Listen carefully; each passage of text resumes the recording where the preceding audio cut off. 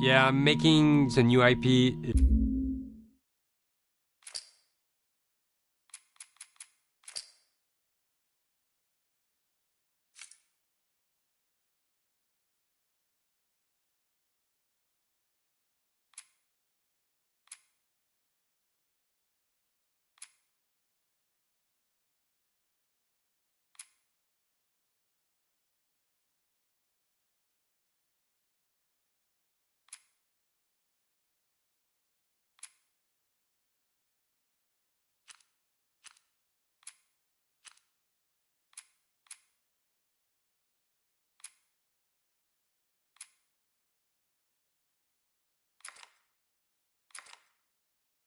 Is how can I put it? It's just don't do it.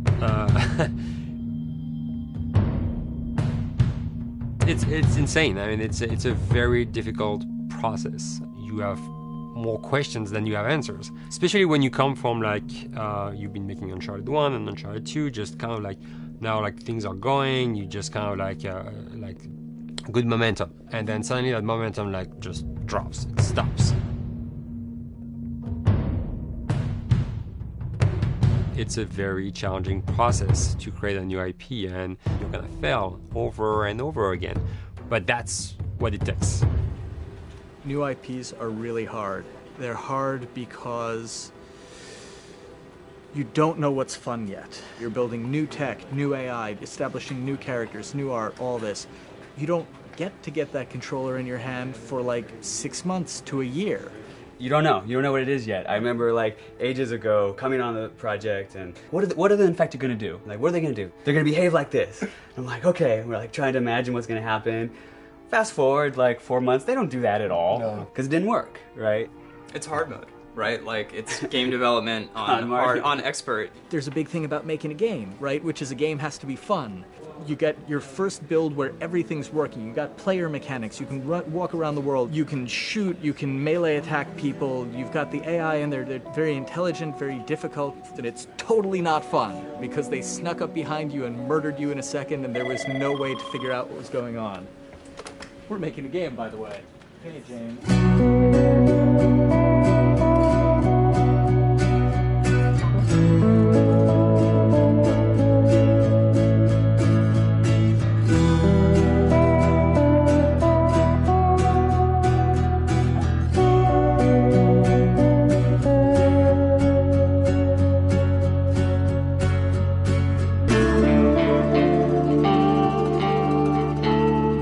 The company has grown quite a bit since I started. I think I was the 12th employee or something back when we got started, but we've tried to stay true to those smaller studio roots. I've been here for going 16 years. There's just no reason to leave. I just like the environment here. It's very non-corporate. I think the way we work on Naughty Dog is kind of special because we don't really like hierarchy or bureaucracy, and no one is really just a manager here. Naughty Dog has a very flat structure. We pretty much all report to the co-presidents and the game directors. I always tell people when we hire them, just like, my job is going to be able to trust you, and that's what I want. I want just to give you something and you go with it, and I know it's going to get done. We believe in iteration, we believe in collaboration, and we believe in the people making the game working directly with each other.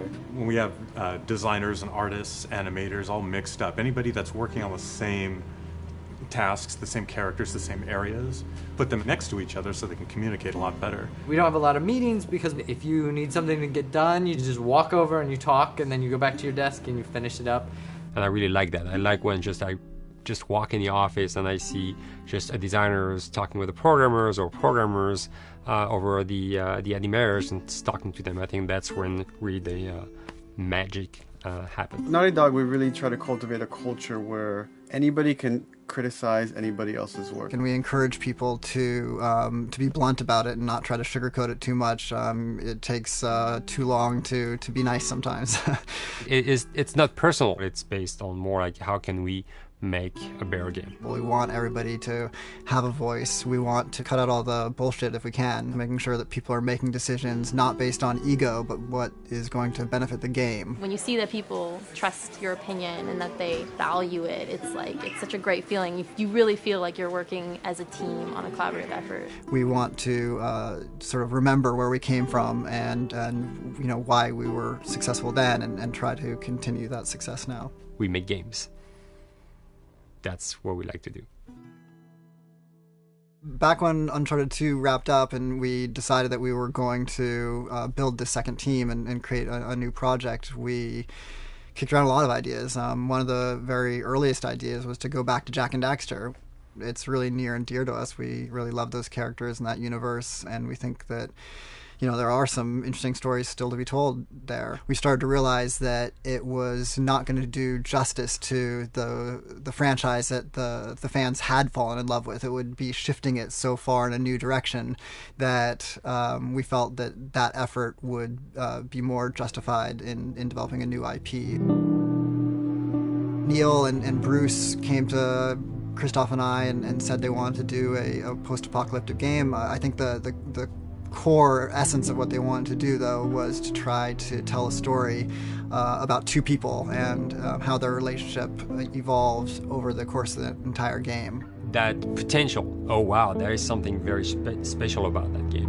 This is going to be polished. Like, you're not sure if it's going to work or not, and you have doubts. And like, should we be doing a game like that? Should we be doing a first-person shooter? Whatever. Like, you ask yourselves all those questions. And the creative director and the game director are the core of the team that have to really see eye to eye. That's why you have that balance between like Bruce and Neil, and Neil's gonna try to push the just the story and the characters, and Bruce is going to try to push that with just the gameplay as well. And so it's kind of like those guys are just trying always to find the right balance between the two. It's a very delicate process. We feel that the interactive medium has an untapped potential to touch the feelings of the player. You have that connectivity, the fact that I'm actually in the world and participating in what's happening on the screen in front of me gives us some sort of advantage to make you feel connected with what's actually happening.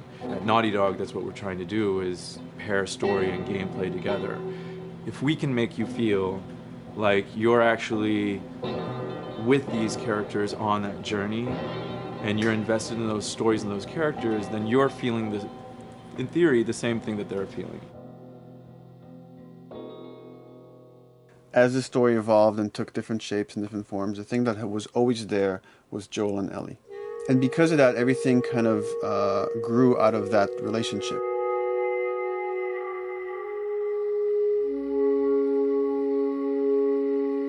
We've seen kind of that role of the anti-hero change, especially over the last 3 to 5 years, to where before it was like, you know, the thick-neck mercenary kind of guy. For this game specifically, for this story, we needed something new.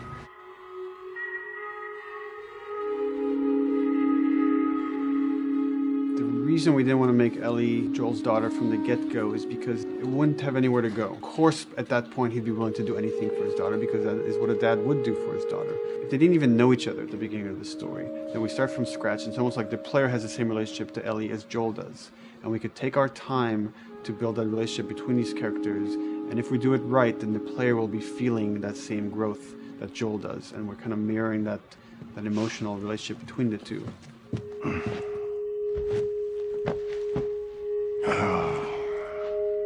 What are you doing?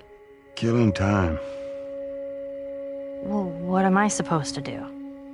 I am sure you will figure that out.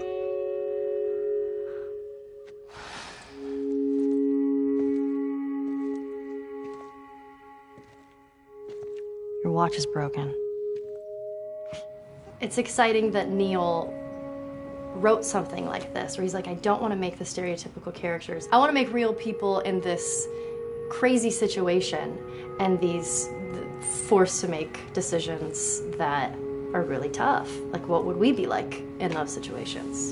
I mean, we weren't consciously trying to pick male or female for characters. You just try to pick characters and just be honest with who they are. It almost doesn't matter, right? Joel's daughter could have been Joel's son. Ellie could have been a boy, and Joel might have been Tess. You could have swapped those roles, and I think the story would have still worked. The focus on female strength, it's so unique. You get to see what's so powerful about a woman through all of these female characters, which makes this game wonderful and unique. There's a crew of Fireflies that'll meet you at the Capitol building.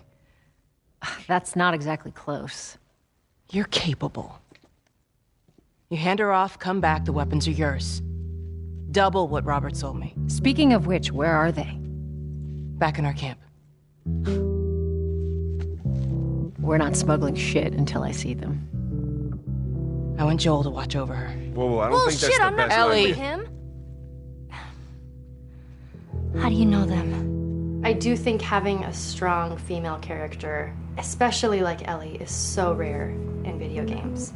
And as a gamer, and more specifically a female gamer, it's frustrating to me because I'll see sort of the stereotypical female character where she's amazingly beautiful and huge boobs, and she's there to be either the love interest or just because they're like, well, we need to throw a chick in here. We've seen the strong woman or we've seen the weak woman. We haven't necessarily seen the empowered woman from this kind of standpoint. And there's that beautiful scene where Joel finds her inside the house and she's reading through this girl's journal going, is this really what they used to worry about? What shirt do I wear and what boy am I gonna go out with? You know, and to be met with those first world problems that we deal with every day and go, how trivial is all of this? I think it's gonna resonate a lot, not just with, you know, a female audience, but with a male audience as well. The thing that was intriguing to me after the fact is knowing that we're kind of creating a female action hero in a way, and this is her origin story with Ellie. To sort of be such a strong female character that is completely normal looking, regular t-shirt and jeans, and she's 14 and she is still a total badass, is really exciting to be a part of that. There's so few non-sexualized women in video games, especially in the main role, that we were kind of proud that we were creating one. It's very complex, and without the players knowing it, she becomes the protagonist by the end of the story. And that's why she's in the front of the box, and that's why we've been promoting the two of them together so much. Who's there? It is a dual protagonist game, and yeah, I guess I get nervous to think about it in that way.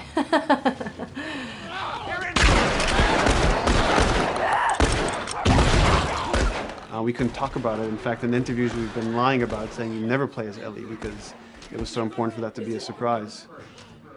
Sorry, journalists. Here we go.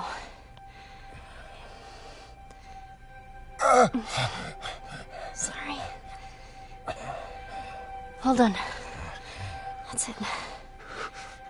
The tone of the game was set pretty early on that we knew that we wanted to make a really grounded story. We knew that we wanted to make the player feel the sense of tension and dread and go through the same emotional roller coaster that Joel and Ellie were going through. One of the things we kind of struggled with is to say, well, if we want to really ground this world and make it so like realistic, maybe we shouldn't have anything that could be perceived as a monster. Maybe like by just having an infection that just killed people, and it's all about humans and how they deal with this post-apocalyptic society and how different people decide to survive. Maybe that would be enough. And what we realize is because we're making an action game, a lot of the storytelling happens on the joystick. And once we remove the infected, it's like all of a sudden now we can't tell the story through gameplay of what happened to the world.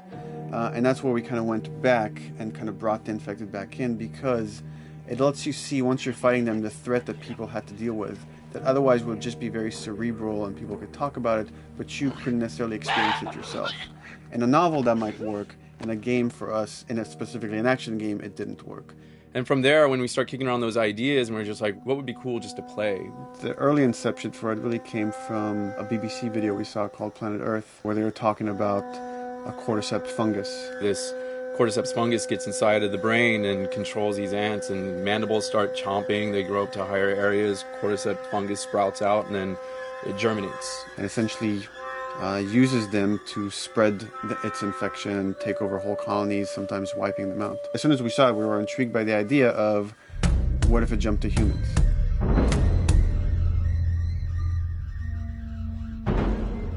So what would happen? How would people react? What would happen to society? As we're trying to develop the look of the infected, we went through so many different iterations, some that looked really alien and subhuman, some that looked just essentially like zombies, and we couldn't find like an original place for them. But one of our artists just did this kind of photo mashup where he took a bunch of images of diseases or images of fungal overgrowth, and he kind of mashed it all together and he threw it on this person. It was a very iterative process, making sure that the fungus felt properly integrated, like it was part of the body, growing out of the body. And not just fungus growing on the head, but it's tearing the face apart, cleft down the middle, this gaping maw of a mouth with the crooked teeth. And it's in great agony as its humanity and its brain is still somewhat functioning. Maybe you still have some human cognitive abilities or thought process back here. This isn't some decaying corpse on the ground. This is a living thing that's going to be coming after you in the world. The fungus is always the focal point. So you can see from a distance, oh, this guy's infected. I can tell straight away.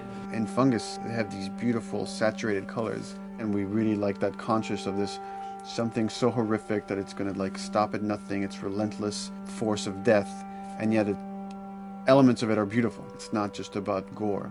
It's not just about everything about it being scary, because to us it's actually scarier when things on it are somewhat benign or somewhat beautiful.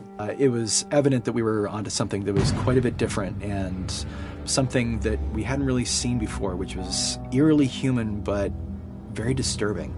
And it seemed so creepy and so unique that right away we gravitated towards it, and it's like, this is our base infected. Everything should kind of come out of this look.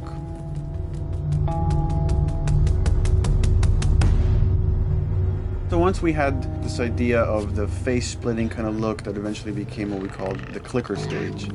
We went to great lengths to create a full biological cycle for these things. So in the early stages, you don't actually see too many signs of the fungus surfacing out of the skin. It's kind of underneath it, like people have lumps starting to show. The eyes will be kind of cloudy or lopsided because the fungus kind of originates inside the head.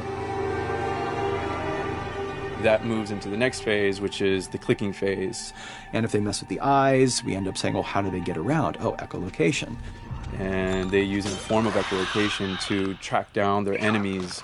Just like bats, or even some blind people can see by making a clicking sound, a sound that on its own wouldn't be very scary. And then to associate it with something that people in this world are very fearful of, so that as you're exploring an environment, all of a sudden you hear this click, and you're seeing everybody just get frightened, just everybody duck, everybody hushes.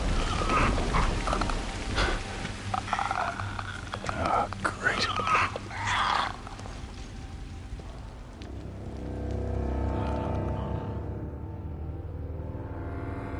The bloater is the most severe of the stages. So large pieces of the body has been replaced by these kind of fungal plates. The fungus completely takes over the body and blooms. They're kind of covered in things that have been growing on them. Things like moss and like little life on life kind of. What the fuck is that? Goddamn bloater! When the infected feels like it's going to die, it finds like a dark corner and it becomes part of the environment. The human elements aren't there anymore. And then the body is gone. They lay down and sprout and then spew spores. And if people can breathe those spores, they become infected as well. It all had to kind of make sense of how each stage flowed from one to the other. And that's hopefully how we've created a world that you can kind of look through it and understand the science behind it and say, I could buy this, I could get into this.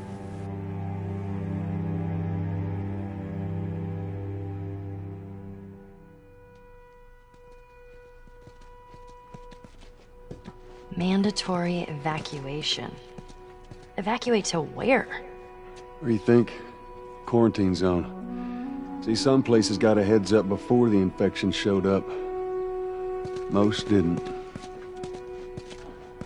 Over the course of Joel and Ellie's journey through this game across America, you find all these different societies, all these different enclaves, and you get to see how do they deal with the infected. Without the manifestation of this infection, you can't have these people making those interesting choices.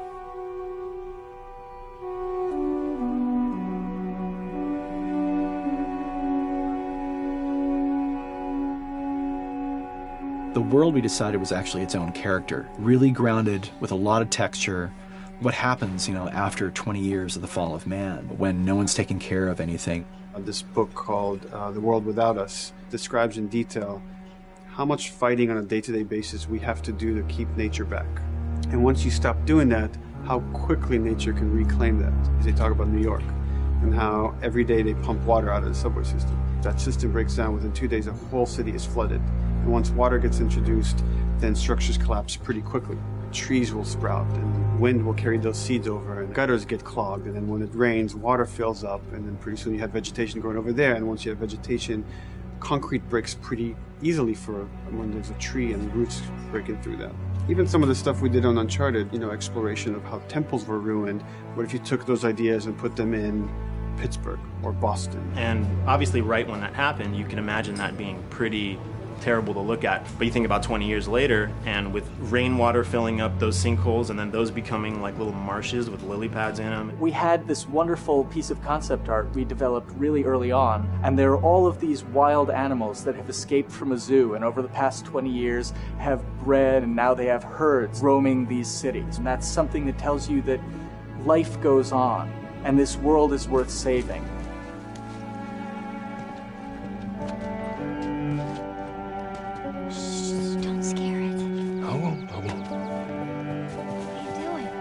There's something really pretty about nature reclaiming its domain once we are gone. So fucking cool. We have another level of OCD, of the logic goes into some of these environments. Water damage seeps in, and then that creates some little moss growing on the floor, or a tree radiates energy from its base, and that over time starts to melt the snow around it. And that's the reason why you'd see those like rings of leaves showing through in the snow. That gives it that extra, believability. This is pitch art. I'll try to start with an idea that conveys sort of the feel of the environment. Something like this, very brushstrokey, very painterly. You can see not a lot of detail, just energy and conveying a mood. This is sort of just a conversation starter and then this would be more of an actual space. So you start talking about, is this too tight of a space right here? Would the player even fit through there? Do we even want to include water? Those are conversations you start having a little bit later. And then it usually needs several more passes back and forth in order to be tightened up to be the experience that you would see in the final product. So, dude, I was actually trying to figure out right here, there should probably be some dead foliage. It might be cool to see some of the dead stuff around the edges of the green, or like even spilling out into the street. Maybe what we do is, in some of these areas, we use it as like a transition from the actual concrete to the side of the building. So like they're almost sitting on top of a bed of dead foliage, like that really rich kind of like orangey brown color. Sienna or something would be nice. Something real cheddary. That's how you know you're done. The end product often ends up being stronger because that bouncing back off somebody else gives you a result that maybe you wouldn't have even thought of in the first place. All right, here's the bridge. That's our way out of here. As far as concept art goes, definitely the ultimate goal is just helping everybody as much as possible. Me and the background artist will work together. I'll often just go to them because they've got like a really, really good like visual imagination. At some point, you came in almost like flat on.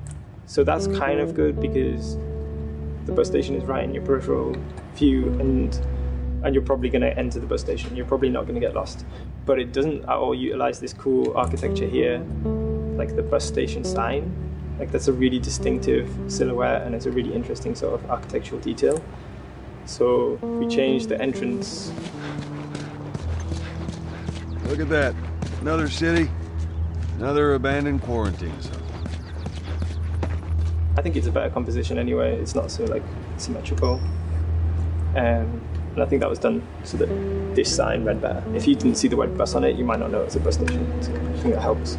Everything we're doing in the environments is relating back to what you should be feeling in the story or what's happening to these characters. So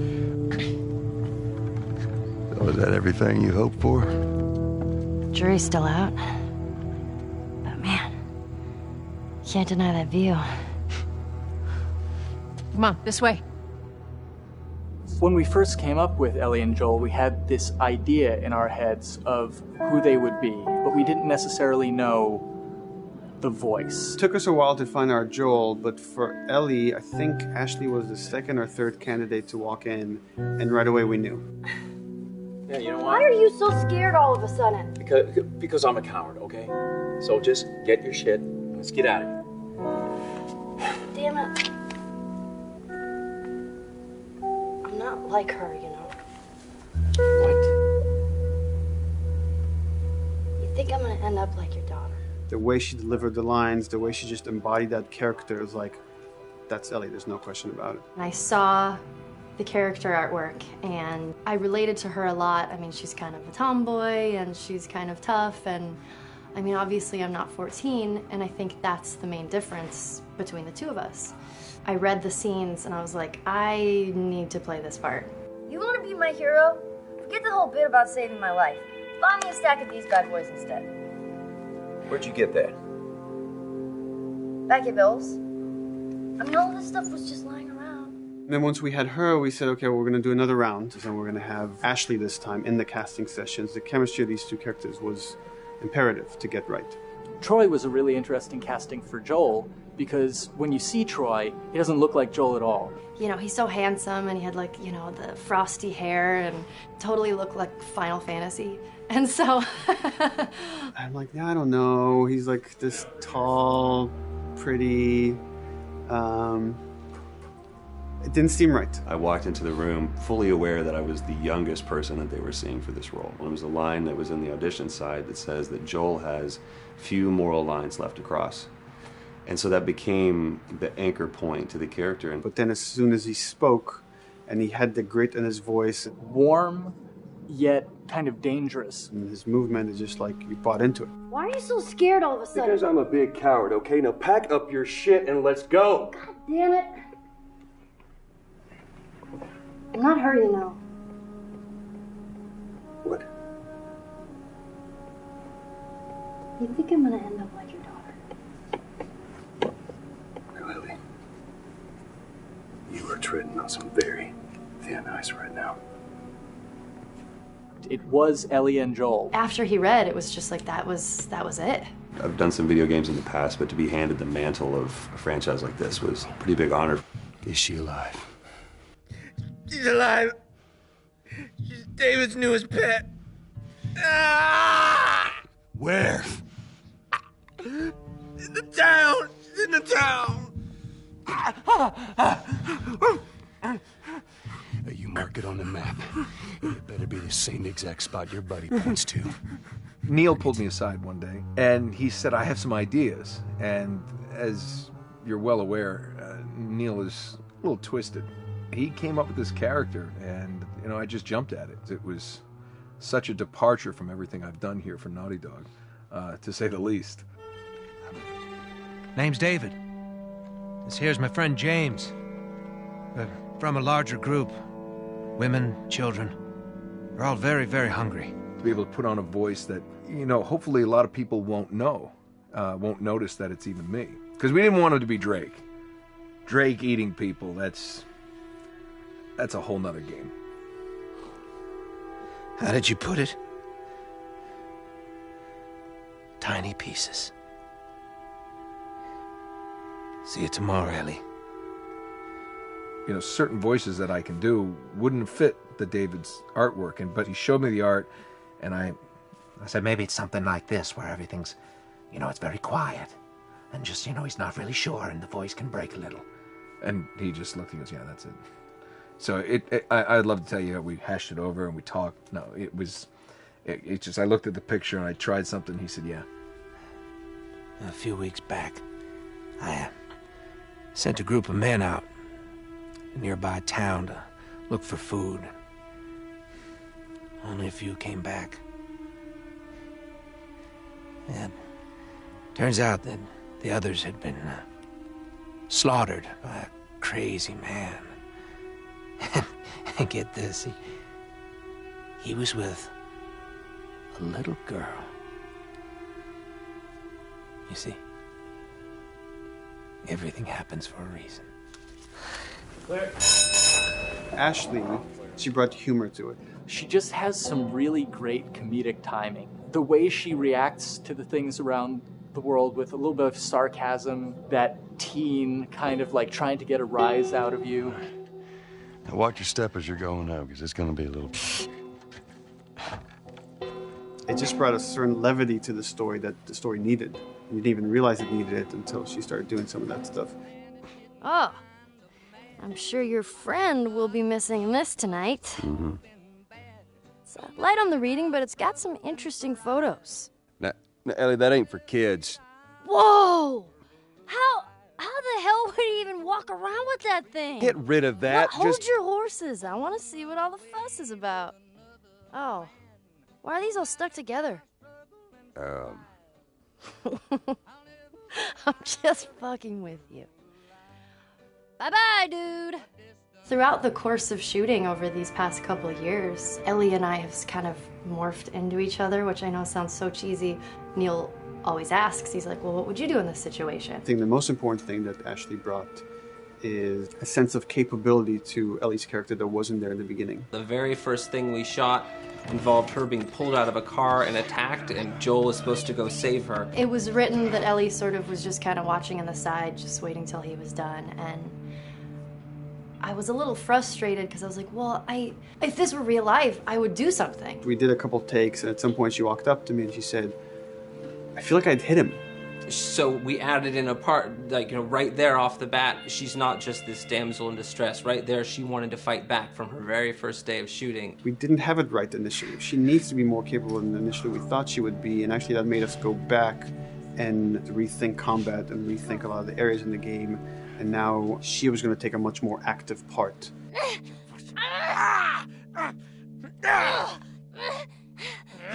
Anything that requires, a lot of body movement, we do with the actors on the mocap stage. And we try as much as possible to use our actual principal actors, use their body motion as well as their voice. We capture it all at once there on the stage. Having the actors perform as well as being recorded at the same time was imperative to get an accurate performance. Because every time you split up the performance in any way, you lose some of that magic where they did a gesture or they delivered the line a certain way, And those things have to be in sync, or there's just something subconscious that's like off-putting about the performance when you don't do it that way. You are treading on some mighty thin ice here.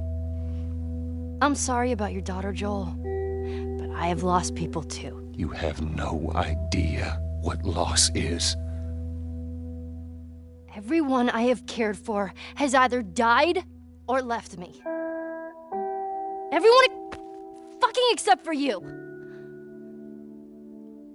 So don't tell me that I would be safer with someone else, because the truth is I would just be more scared. It gives you the most authentic, most realistic performance, because you're actually there, not just making your own choices, but making your own choices based on the other people that are involved in that scene. So you get this truly natural approach to things, and it shows up. It's like theater in the round. You can do anything from any angle, and the smallest, most subtle thing we'll be able to pick up. There's no place to hide. So you have to be as prepared as possible, because you have no idea which moments they're going to use. There are these little improv moments and, little nuances that you get that probably isn't scripted, that just comes out of play, while they're performing. That mistake that is just blossomed into a really good idea. Did we improv on The Last of Us? Yes. Yes, we did. Doing this was a whole lot like being 5 playing in the backyard with a stick, and this is my machine gun, and and a pine cone is my hand grenade. It's all your imagination. I'm doing the exact same shit that I did 45 years ago. I just get paid for it now. We square. We're square. And get the fuck out of my town. I don't do a lot of voiceover work, so for me it was nice to be able to work off of your other actors. I can't imagine it working any other way. I'd never done mocap before. I didn't know what to expect. The suits were crazy. Yeah, the suit gave me wedgies. Like, deep wedgies that I had to pick out with my middle finger. Too much information. Just how damn sexy I look in a motion capture suit. I look like 10 pound of sausage in a 5 pound casing in that thing, man. Once you get past the fact that like everybody else and you look like weird clown people with these little dots and stuff, once you like give over to that, it really was pretty easy to make it just feel like you're in the moment and in the scene. So everyone that was on this is a slam dunk. This isn't just another gig to them. And that creates a really cool energy for people to really start experimenting and playing jazz. Floor is yours. And action.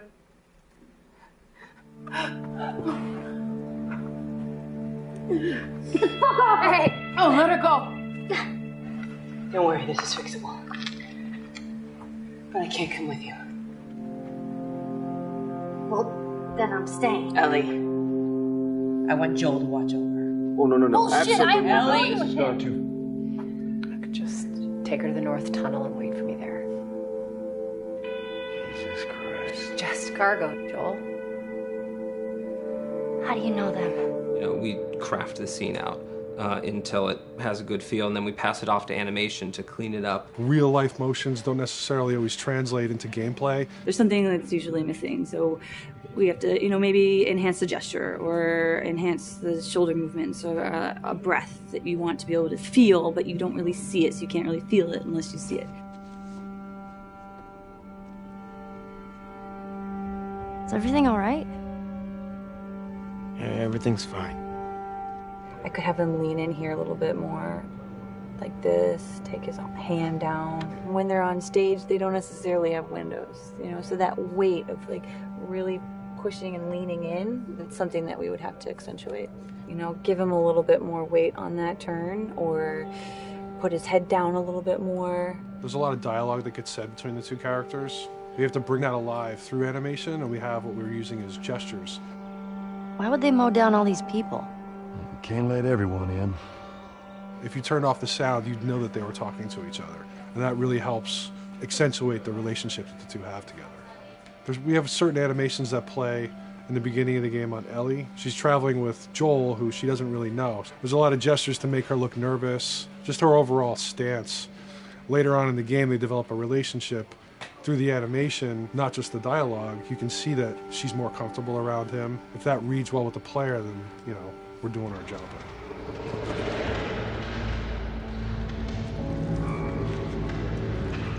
You want her to look scared. When she gets a gun, you want her to look scared of the gun. So if she's gonna aim, she wouldn't be like super trained aim. She would be more like some scared.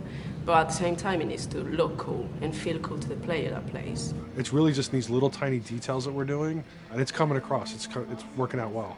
We don't do facial capture. We don't track eye movements on stage. It's just the motion capture data. Everything that you see on the faces is hand-keyed. As you can see, this is all of her mocap data.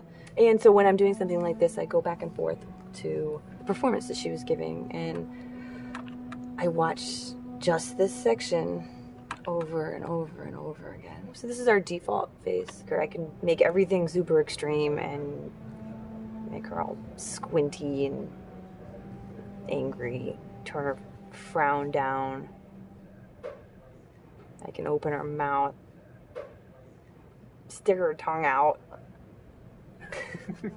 It's listen, watch. Okay, where's her mouth at this point? Like, is it open? Is she making like a grimace? About Tess. I don't even know. Here's how this thing's gonna play out. You don't bring up Tess. Ever. Matter of fact, we just keep our histories to ourselves. We shoot all of it to just get the body motion, and then we'll do a second pass with the cameras. The scene's playing back on an overhead projector, but it's also playing back on a monitor that's attached to my rig. Sean and I would go to the stage and motion capture the camera filming the scene, and so he would get a whole wide shot, a whole close-up for the whole scene. You know, you can change your lenses, you can use your standard 35, 85, 50s, whatever, all that sort of live action camera cinematography, you can apply it on stage.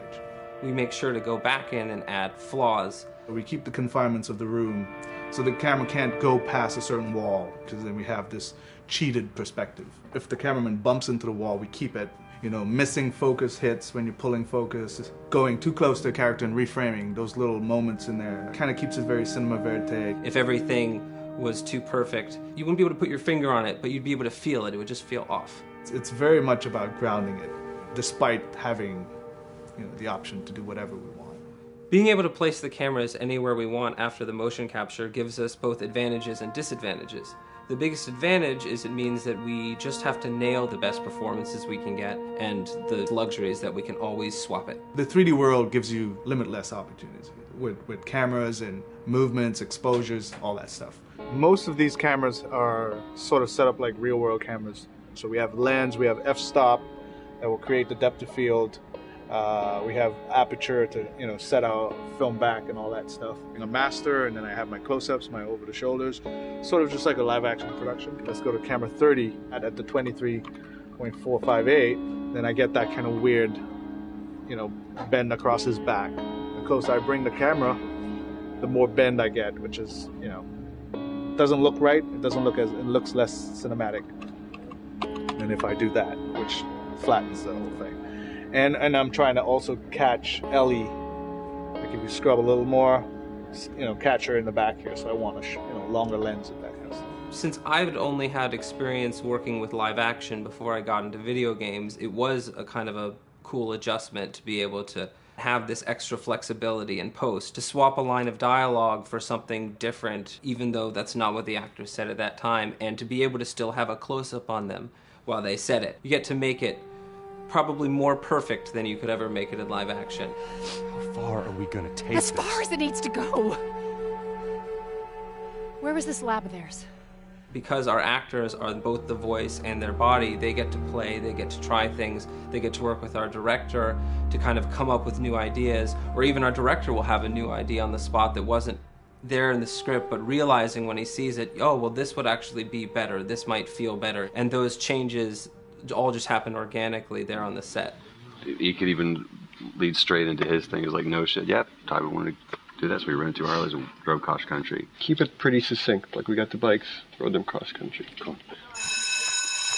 It's shocking to me that this is Neil's first time directing. There was a specific tone and a specific approach that Neil and Bruce wanted to take with this. It just came down to, there's nobody knows this story better than you, and then there's nobody that knows these characters better than you. Why don't you just do this? He and I actually had a conversation about it. He says, I think I'm going to try this myself, and I'm not sure. Neil was fantastic. The floor is yours. Okay, so remember, you've been running away from this turret-mounted truck. If you come to this dead end, you're going to look up and see a potential way out. Okay. And action. Well, check it out.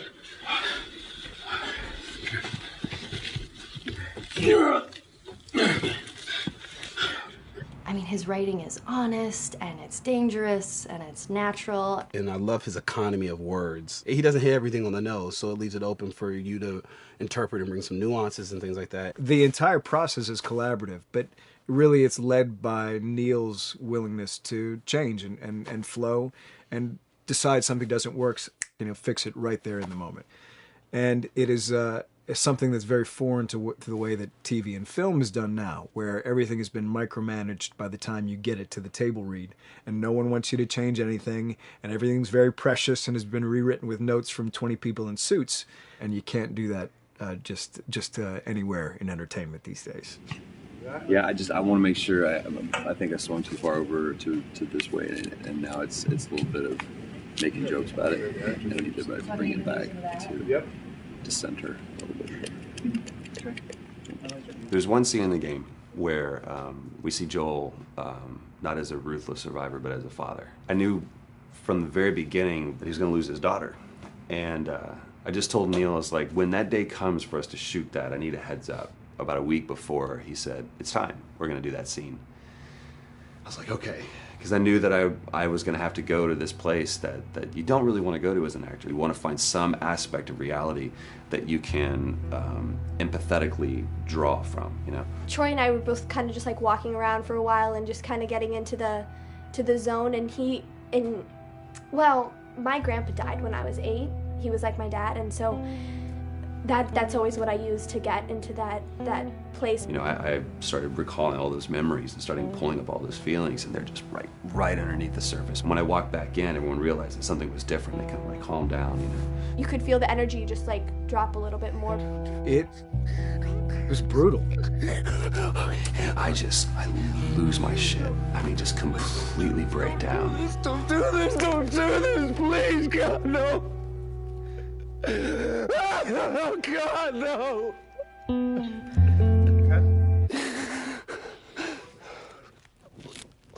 The soundstage was deathly still. It was the first take, and I felt really good about it. And it's like Neil said, okay, let's do it again. And so you do it again, and automatically you feel like you're manufacturing because you're trying to go back to that place, and you're in that actor nightmare of trying to get back to that reality.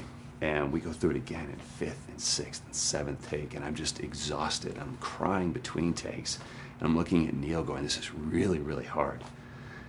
And finally, after like the 8th or 9th take, he said, all right, I think we got it. I was like, oh, thank God. And I went outside, and I was just jacked up for the rest of the day. Just I mean, a wreck emotionally. But we got it. Then 2 weeks later, he calls me. And he says, so we need to reshoot a scene. I'm like, cool, what scene are we doing? And he just looks at me. I said, dude, don't do this to me. And you can either at that moment throw your hands up in the air and say, fuck this, and walk away. Or you can say, okay, this is an opportunity to get it more right. I'm like, okay, all right. If you don't think you got it, I'm going to show you that you got it. We've got it in the can. And so we go through it again, and it just feels fake, feels artificial.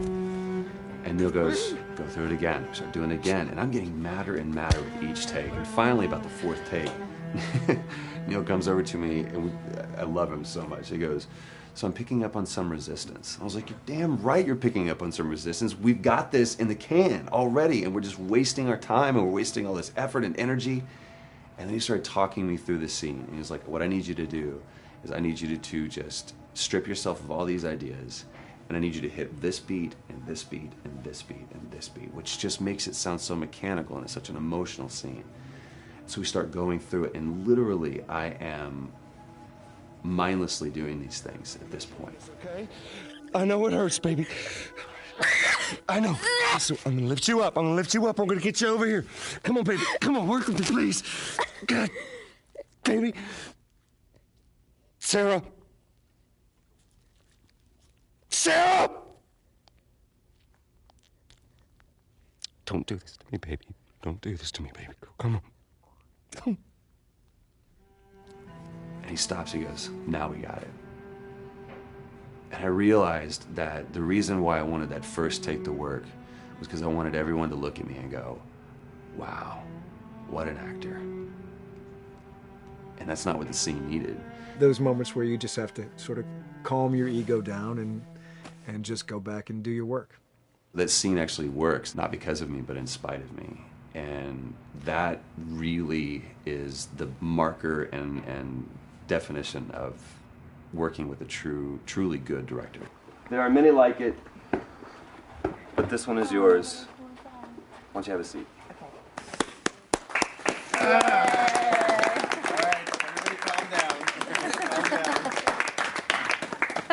Thanks, guys. It's the director's chair. Working on the project, we knew we wanted to have a pretty minimalist soundtrack. And we had a folder where we just throw music in there. Looked at the folder one day and we saw, we have a lot of stuff here from Gustavo Santaolalla. We're looking for a composer. What if we reached out to him? Oh, no.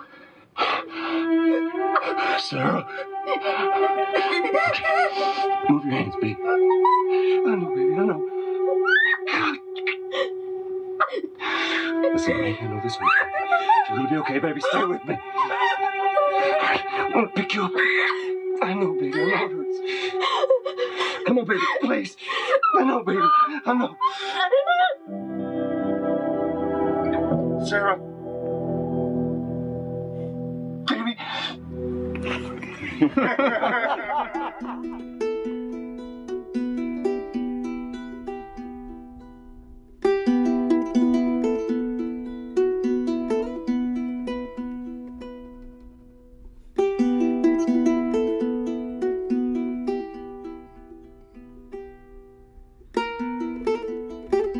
My life has been and still is kind of like a road movie. I grew up in Argentina. I came to the United States in 1978 because we had a horrible political situation in Argentina. We had a military dictatorship where 30,000 people disappeared at the hands of the government and many other more were tortured, and I was blacklisted. It was just impossible for me to keep on living there. I've been in jailed many times since I was probably 15 years old just because I had long hair and I play an electric guitar. So I had to embark on this trip.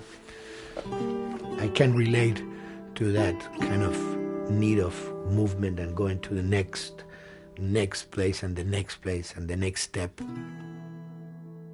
I'm always attracted to the possibility of getting involved with a project from the very beginning. I like to work from the script and talking to the director. It's never been, oh, give me a piece like this or give me a music that's this. It's just been very high level. Here's what the story's about. Here are the themes. Go write some stuff. Since I don't know how to really read or write music, the way I produce music is actually recording it. So I like to come early in the projects, and I did in The Last of Us.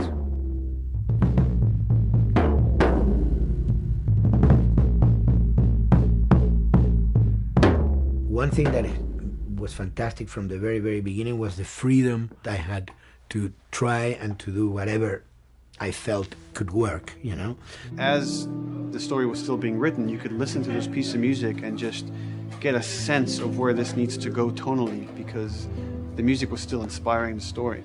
So that was the great thing of having the music written so far in advance. And at the beginning, I was going really out with some things, and sometimes some of those things were the ones that they liked the most, you know?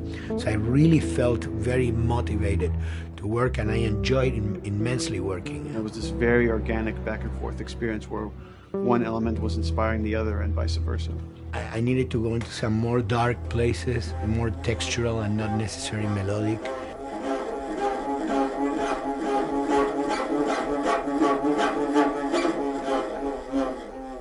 I'm always trying to sort of push myself into playing instruments that I don't know how to play. There's an element of danger and innocence.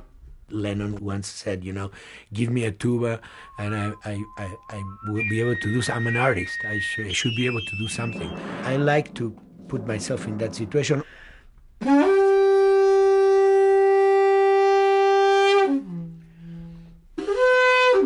So these are just PVC pipes, the one you use, you know, in construction.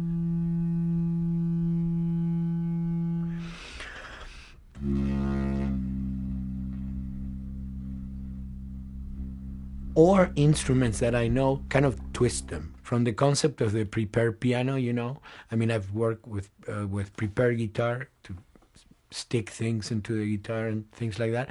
And also in The Last of Us in particular, I work with the detuned guitar. So I really tune the guitar extremely low. And the result is, you know, strings that are very loose and will produce not only sound, but produce noise.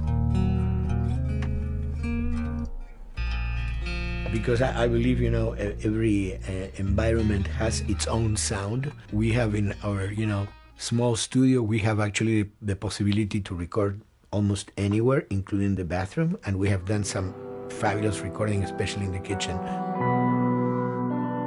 When you score to picture, which is something that I don't do, then you know what you're going to expect.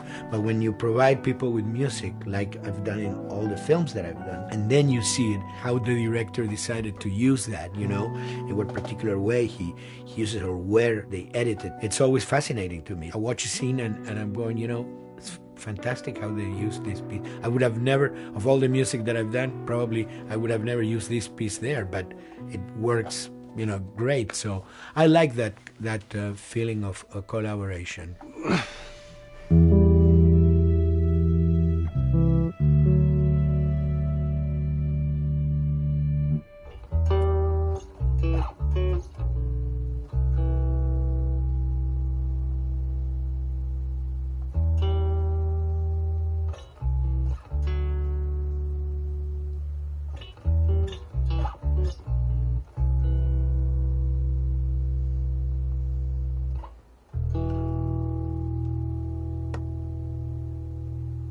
I think, you know, the guys also that work in programming and adapting that music to the game, they should share a lot of the credit for the end result. In the beginning, there was silence. Yes.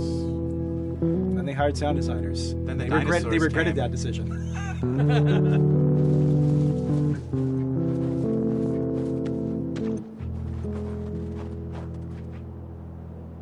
Hold it steady. Ha! Got you!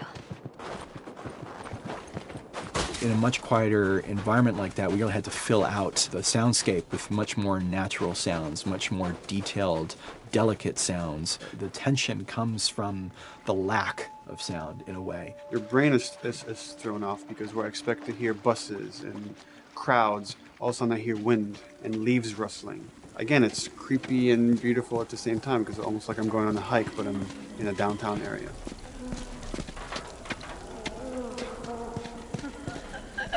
Get up over this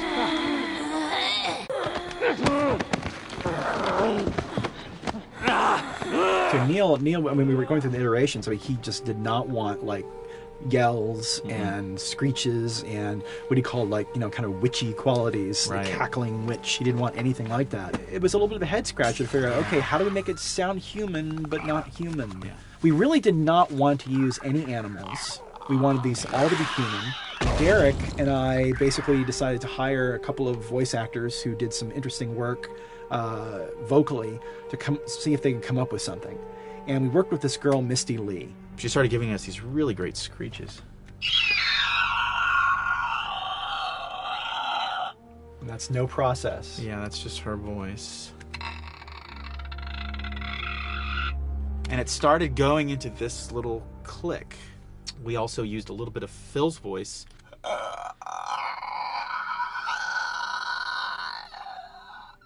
We'd combine that also with an occasional Derek. That's just me, you know, moving my tongue. And what that kind of did was it sort of grounded it all, like maybe in the mouth area, the wetness, all that kind of stuff. And it adds a nice texture, actually. So this is a composite of all the bits I just told you about.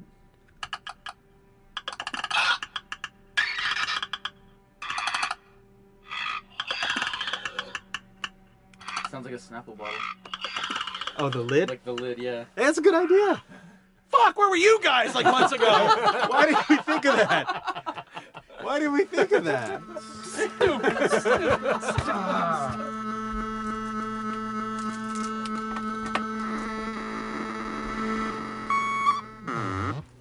Viewers at home, you're probably wondering what this is. Let me tell you.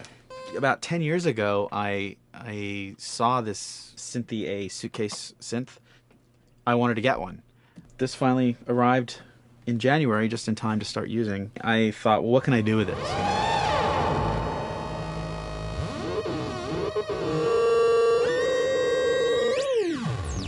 In Lakeside, there's a whiteout that happens, and this thing has a noise generator, which gives really convincing wind sound.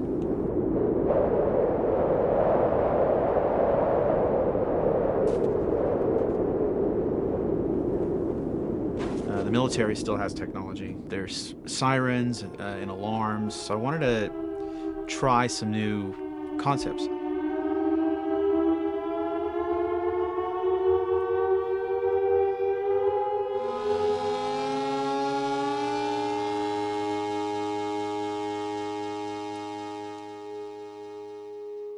Man, What? nothing. It's just... I've never seen anything like this, that's all. You mean the woods? Yeah. Never walked through the woods. It's kind of cool.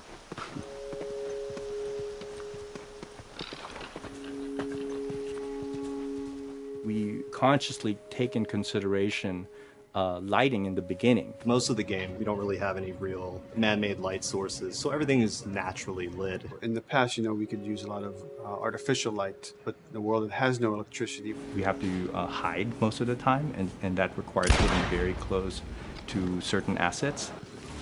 Just stay back.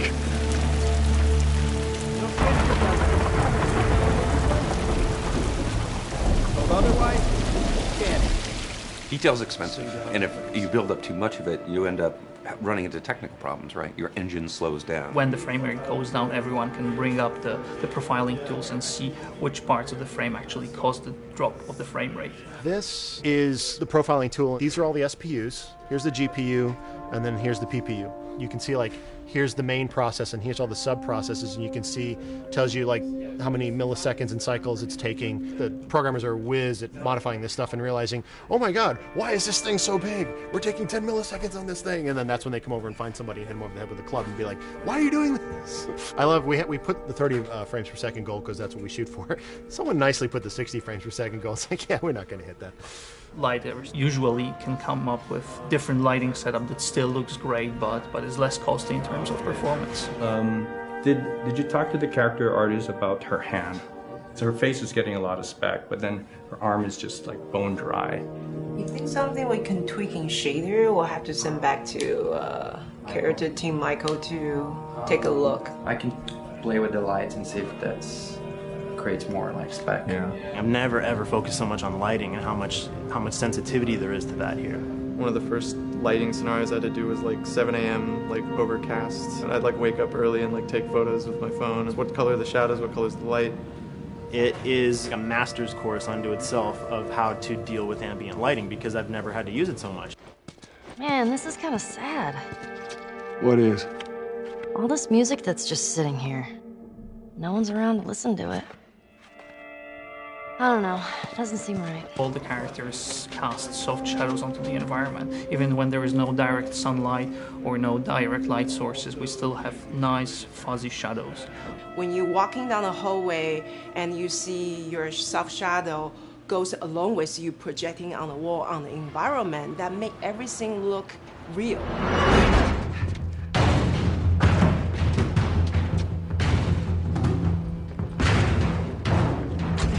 Follow me through here. Okay.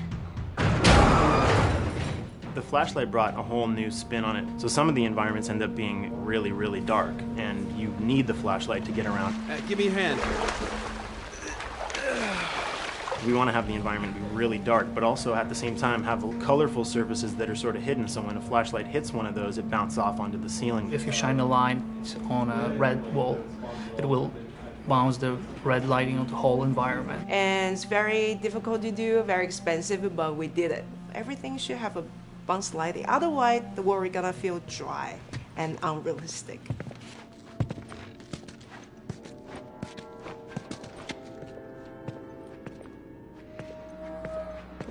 I guess this is where the assholes sleep. I mean, slept. This engine is really driven in a way towards a very high level of cinematic control over each frame. And hopefully, if we achieve our goal, you'll see it is beautiful. There are these truly beautiful moments amid all this chaos and destruction. Yeah, once we're done with this whole thing, I'm gonna teach you how to play guitar. What do you say, huh? Ellie, come on.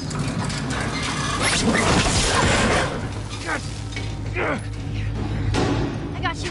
Damn it, Bill. What just happened? One of Bill's stupid traps. There, that fridge, it looks like that's a counterweight. Okay. The story really dictates sort of the arc of the overall pacing. Storytelling would always want to be subtle. They would always want to keep the world grounded in reality. But gameplay has requirements where the player needs to see this thing. The player needs to immediately know that the enemy is attacking, that this room is dangerous, that this room is a puzzle that you have to solve. What are the things that we can do on the joystick to make you feel the same way that these characters are going to feel when we get to this next pinch point in the story? There's a turn in a scene that we need these characters to take, and we need you to feel it or understand that, and that means you have to play it. Sail! Oh, thank God.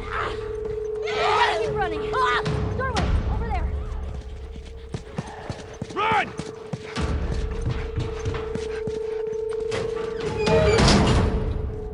We really want to make sure that there's that contrast between the negative space and then the high tension spikes.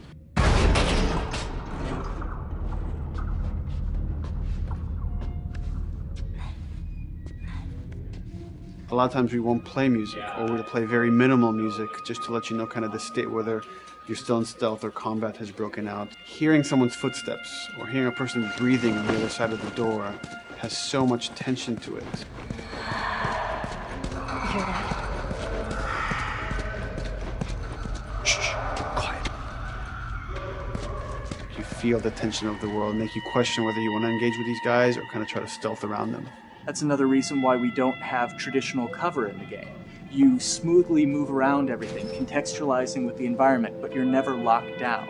We want the player to, with that crafting system, with the scavenging system, with all of the abilities available to them, to constantly be moving around and changing as the moment arises. Gameplay is all about, I have a limited set of tools, and how am I going to use those tools and those limitations to overcome this obstacle in front of me.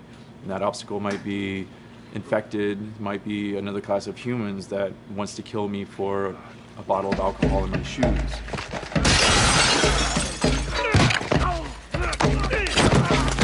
It was important for us that we don't underplay the violence, because then the threat doesn't seem as real.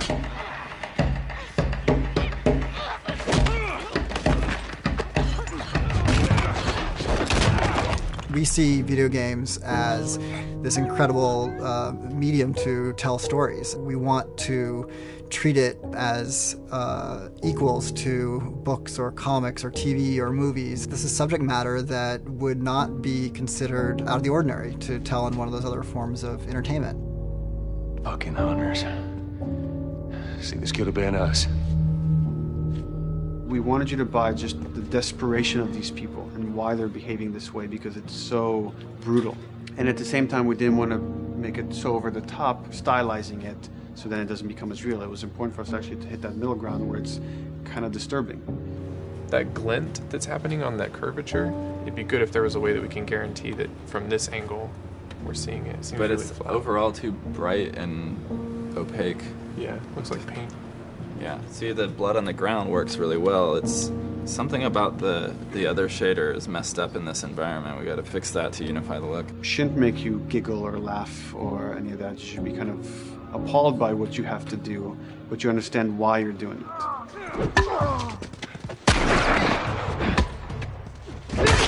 You want to feel each hit. You want to feel each concussive strike. Lives are at stake. You want a death animation to have impactful performance, not just have a guy keel over in a ragdoll. In real life, a guy hitting a guy takes a half a second, but in the game world, you want that to be as instantaneous as possible. I lived my whole life in this very ugly test level. I basically just fight dudes in here all the time. Almost every move is divided between like an intro and a swing. And one of the many things I have to end up doing is like counting frames and being like, okay, on frame 18, I want you to get out of here. I want you to be able to start moving. Every hit reaction that an NPC plays, they are not necessarily in the correct pose. When you strike them the next time, we just pop them with a 0 frame animation change, which is usually kind of a no-no, you know what I mean? Normally you want characters to blend smoothly and realistically into animations. But what we found is that you can cover that pop up with a heavy impact. They can go from almost any pose into the pose that the impact starts from, and your eye just covers up the transition for you. So if you throw a brick at a guy, it puts him in this like kind of staggering stun state. And that changes the moves that you do when you come up and punch him. So now I'm gonna come up and punch him, and now when you're punching him, because you've hit him down, you get this like auto aim moment where you get like a free headshot. I try to make it so that, you know, if you kind of know what you're doing, that you can set yourself up for 1 + 2 = 3. Right here! Memory on a console is a very precious resource. All of Joel's animations with every weapon, all of the NPC animations, the stealth kills, you know, all of that stuff happening need to fit within a 4 meg to 5 meg memory footprint. This is a list of everything that's loaded in game and how much memory it's taking, because memory is our most precious resource right now. So we have a level, we call it the bookstore, it's in Hunter City, and this is a zone, for example. So when I set an AI to this zone, he will never leave its boundaries. I want guys to guard this exit where you have to go through, so I'll zone a couple guys around there to make sure that they, you know, they can fight you and use all this cover, but they want to stay around this door. This is another key component of the AI, is what we call the nav mesh. This defines the overall play space of where an AI knows he can or cannot go. Hey look, that's where a cover used to be, and there's a hole cut out for it. I gotta fix that. Here's some other wonderful things. See these little red polygons? Yeah, that means they're not linking right for some reason, so that means they can't really walk through here properly. It's a bug, and I need to fix it. Welcome to my life.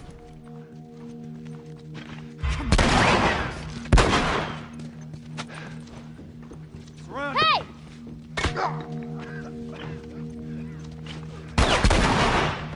If you look at a lot of games, NPCs are usually only alive for, you know, a few seconds before the player ends up shooting them and then they're dead. We want our guys to be much more dangerous and much more threatening, which means they have to be alive for longer. They need to exist in the world for longer, which means you as the player can witness them acting out their behaviors for longer.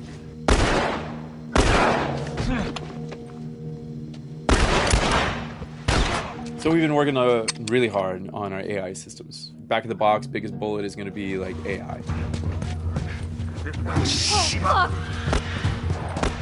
So we tried a number of different prototypes with the buddies, including having Ellie be super independent of you. She would try to flank the enemies, get behind them, or get between you and them. And a lot of times those decisions should surprise you, just like a real person, a real character would surprise you. And we discovered after many different prototypes, the best thing for her to do generally is to stay very near you. You need the exploration, you need the scavenging, you need something to say like, okay, if we just crank it to 11 the whole time, then it's pinned up there and there's no time to breathe, no time to assess or analyze, and no time to really contrast. There's no way of shifting the pacing.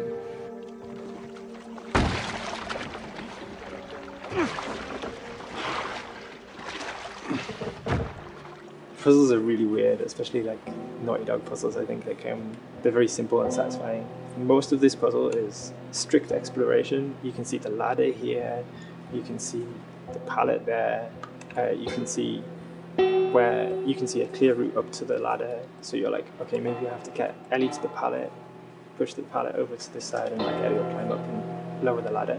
So that whole part is like, that's not a puzzle, that's not regarded as a puzzle, but when you feel like you've got to the solution and you're like, okay, I'm going to climb this ladder, and you climb it, and it breaks off, hopefully then the player will feel a little bit stumped and they'll be like, I'm not really sure what I meant to do now. And so this is where the puzzle starts.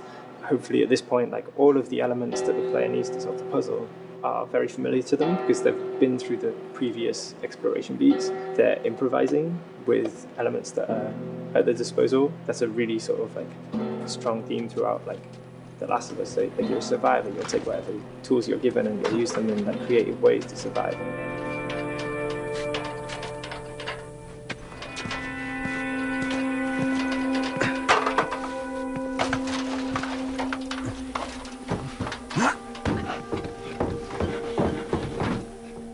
We set out to create something kind of new to Naughty Dog, this crafting system. Our lead designer, Jacob Minkoff, he got this book of like the survivalist handbook and homemade munitions and all sorts of funny stuff. Just start reading about, okay, if I was just wandering around in a collapsed society, this world, what stuff that seems like I could find? Alcohol and sugar, you know, if you want to make a smoke bomb. It's difficult to balance the right amount of resources against what you think the player's going to need and making sure that the player feels like they're getting just enough to survive, but not too much that they feel like they're a powerhouse.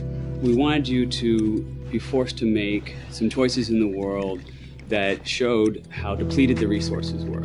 So if there's a particular point in the story where the characters are having a particularly difficult time surviving, then we want you as the player to be finding fewer items, farther apart, harder to survive. We will item starve you at the same time that those characters are feeling starved and worn out.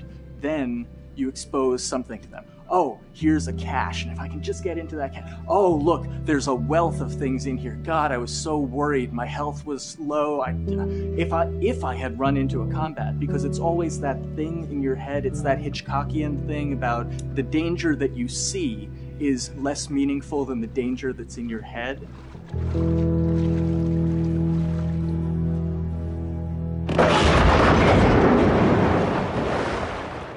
When we're designing the levels, you know, it's nice to have the stuff that we know people are going to encounter. You know, we kind of call this some of the critical path stuff. These are the things that 9 out of 10 players are going to find. They're right in the way. It's where you have to go. And then whenever designing a level, you want to have that little nook and cranny, right? You want to reward the player being like, oh, you went over here. And then you also want to have that other second nook and cranny.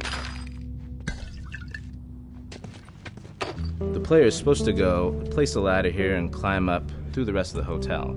But what they can also do is shimmy across this area, and I place a really cool like upgrade kind of off the beaten path to reward players for exploring. So if they come all the way over here, they're going to get this really cool training manual. It's a funny little bit of trivia. The HUD system, not the menus, not like when you hit start and stuff, but the actual HUD system where you see the reticles and stuff, was literally created for an E3 demo early in Uncharted 1, and that's been our HUD system, the foundation of our HUD system for the last 4 games. First time in Naughty Dog's history, we hired Alex. She's awesome, and she's got a really good understanding of UI and how it applies to games. The thing that I hate about any game's UI is when it pulls you out of the game for too long. No one wants to spend time in menus. Nobody loves UI, if we're being honest. Weapon slotting has probably gone through more iterations than any other system. The stuff that we finally ended up implementing, you press select, you get into this menu, then you D-pad left and right through the slots, and then D-pad up and down will change the weapon, and then you don't have to press X or anything, you just select out of it. When you're still, like Joel is here, that's fine, but then as soon as you get into an actual situation, so I'm gonna go over here and cause some trouble. Okay, so here they come. Oh god. Alright, so now I'm out of ammo. Now I need to like get back in that menu. I have to like run away from them, get into the menu, get out of it. And it ends up feeling like super clunky. Like again, okay, I'm out of ammo again. Get out of here. I need to take out one of my other long guns. And now Bill's in trouble. Bill's in trouble over here. And I've got to like I'm in a menu now and it's like, oh shit, whoever designed this UI is so bad. Like, what were they thinking? Bill's gonna die. In theory, it worked, but then in practice, it felt a little clunky. We wanted it to be the absolute minimum amount of button presses. You don't say to yourself, oh, I'm never going to be able to do this in time, so I'm just going to give up. I'll die, I'll restart, let me try again. You want to always make the player feel that there is a way to survive. They can just do this fast enough. And like what's gonna go in now If you just left-right D-pad through this stuff, you swap out your guns, like between long gun and short gun. If you're now on this gun and you were to hold X to pick your gun, so it all happens within the same system that you're using to slot the weapons. The first iteration that I did on that was awful. It just took way too long to get in. It was just a mess. QA was so upset at me like all the time. I'm sure they hate me now because of that system.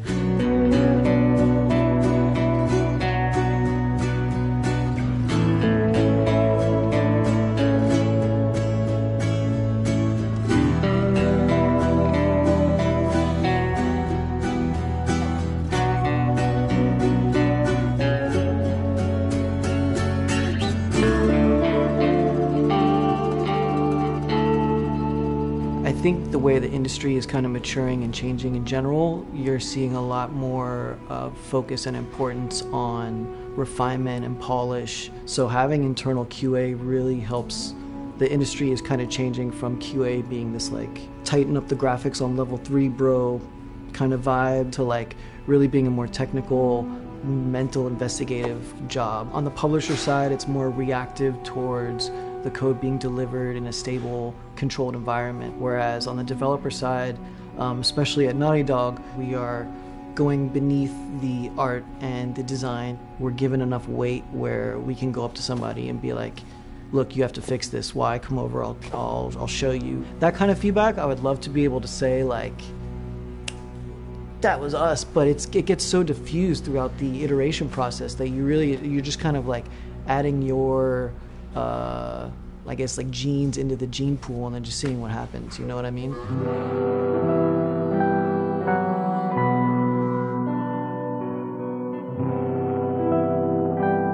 Everyone's working all the time now. But like I tell people, like 7 weeks and then you can have tons of time off, enjoy the sun, you know? But for now it's like, this is it for everybody.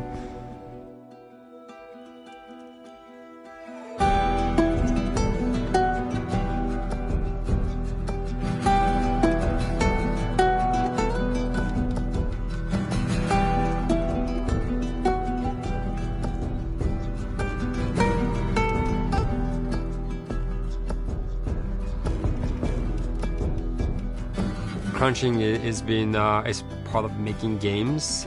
I feel it's human nature, right? If I'm gonna have a guest at home that's gonna come for a couple of weeks, I'm probably gonna clean their room just the day before they arrive, right? And I think it's the same thing. It's just like everything comes together at the end. I personally enjoy crunch. I think you get this like absolute laser focus because it has to come together.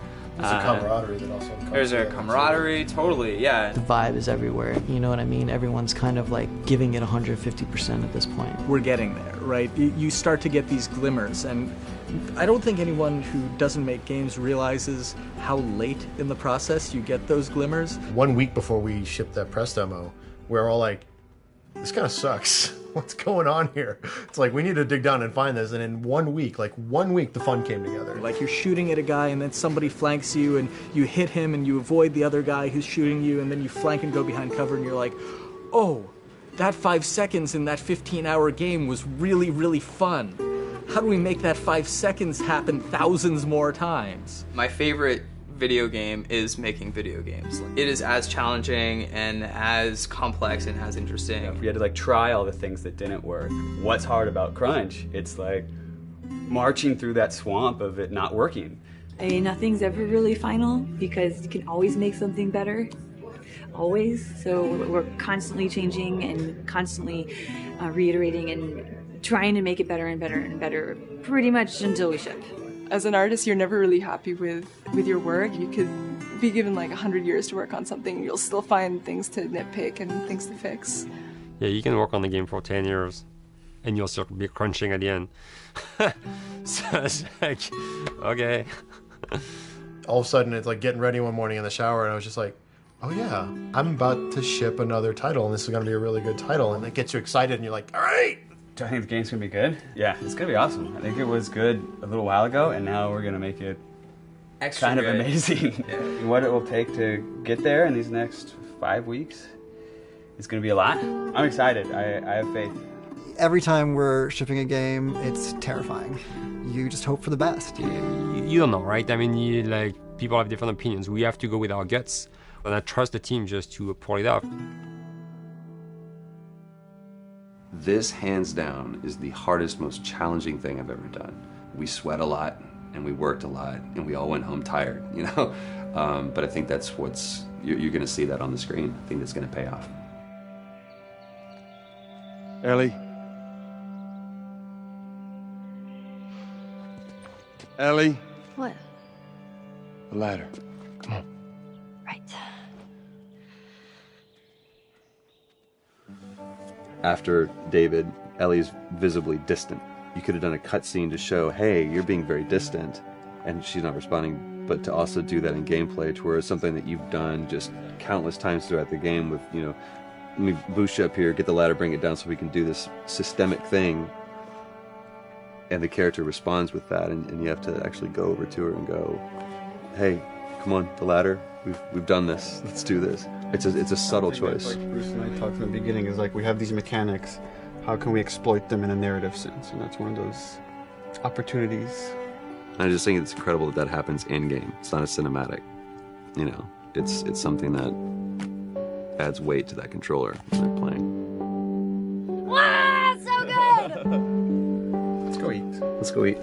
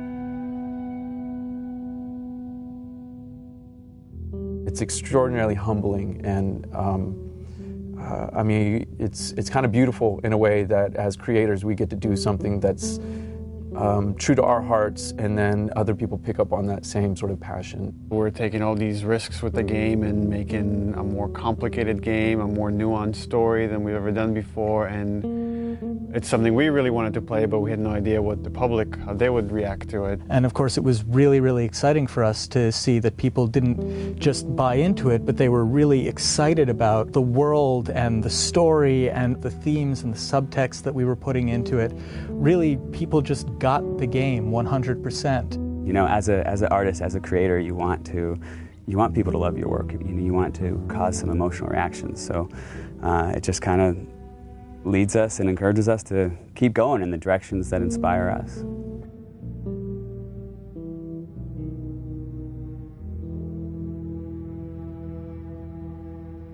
The Last of Us American Dreams, the graphic novel we released through Dark Horse, co-created by Faith Erin Hicks, the co-writer and amazing artist on that comic book. And it introduces the character of Riley. And in it we get to see kind of Ellie coming out of her shell, and she starts taking on these attributes from Riley, but it's the first day they meet. And it became really interesting to us to say, okay, months later, after these two have become best friends, and they've had this falling out, where does that relationship go? In discussing ideas, it's like, what if we got to play through that kind of relationship? What if we saw that relationship? And it gives us an opportunity to test out various mechanics and storytelling ideas that maybe we couldn't test on the scale of the full game, but doing it in a smaller time frame allows us to try out these ideas and say, okay, that's interesting. How did that work? The comic book was kind of a great way to see a little bit of what Ellie and Riley's relationship was. So when we set out to design the world, we already had a point of reference that there had already been some great work done just in terms of some of the visuals and some of the language between Riley and Ellie. I think we had a sound story pretty early on that we felt was compelling enough to okay, that justifies us moving forward with the idea of single-player DLC. Now you have a team of some burnt-out, frazzled people that you're trying to say, like, okay, guys, let's go again. Can we do it again? And that's a lot. That's a lot to ask of anybody after 3.5 years of grind. We kind of right away knew we wanted to focus on Ellie. We wanted to tell a little bit more about who she was before all this. We also felt like some people were wondering what happened in that time span between when Joel gets really injured and then you play as Ellie. And I felt like I wanted to meet Riley. Like I want to know her. I read a little bit from like the comics, and you kind of had this image in your head in the character, but you kind of really don't meet them until you start to see them. And once you get the actor in there, once you get these people, they really start to come out. All this time I thought you were dead. Yeah. It was interesting sort of this time around to be with someone new. When Yanni came in during casting, I was like, that's totally who I saw in the comic book. That's totally her. That's totally who I heard. You need to cast her. I was a bit intimidated to kind of come on to something that's so big. It's different, Ashley started with it and you're, coming in, I guess, as a sophomore, you know what I mean? Like, you feel like, oh gosh, am I gonna fit in? And then, will I really be able to live up to the standard that's so high? With The Last of Us, we got to see the events that led to who Joel is during the game. We never get to see that with Ellie. With Ellie, we're picking her up at the outset of the journey. What this DLC really allowed us to do is focus on Ellie's life prior to that journey, and we get to see, she's just a kid ultimately.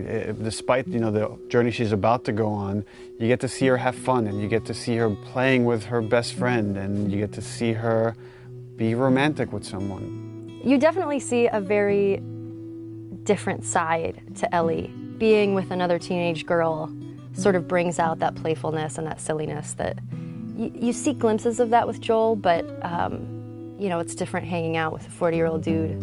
You know Ellie as this really tough, strong kid that has gone through so many crazy things and has seen so many things, to this other side of her, a little bit more vulnerable, softer side of her through the eyes of Riley. So it's a really interesting relationship there because you get to see somebody who really influenced who Ellie is and taught her how to survive and be strong. And then you see that playful Ellie, and you see the events that are shaping her and changing her, and how she loses the one person in this world that she cares for.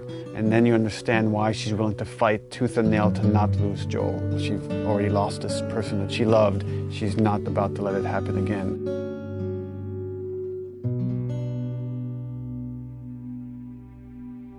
There was a lot of gameplay where we kind of challenge ourselves to say, okay, how do we add tension? How do we add core mechanics to two teenage girls that have snuck out of this military dorm and are being playful at the mall? There are large portions where there is no combat, where we're really focusing on the narrative connection between you and an allied character. What's really important to us is how we parallel the player's emotional experience in the characters and vice versa. We want you to always be feeling the way that the characters are feeling. What the fuck are you looking at? We look at contrast a lot whenever we're trying to create pacing of things. And you can't have your lights without your darks, your highs without your lows. So while we're looking at the Ellie storyline, we also want to contrast that with what's happening in the desperation of Joel. So the combat is kind of an extension of the obstacles, the barriers inside of her way that she needs to overcome. Something new we wanted to do with the combat this time was we introduced David's people, sort of the cannibals in the university. By pulling David's crew into the mall, we also thought it would be intriguing to create some new technology where we had the infected fight the humans.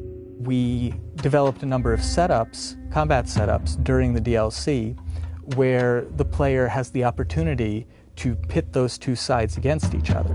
And for us, this was really interesting because this allows you to use one faction as a weapon against the other.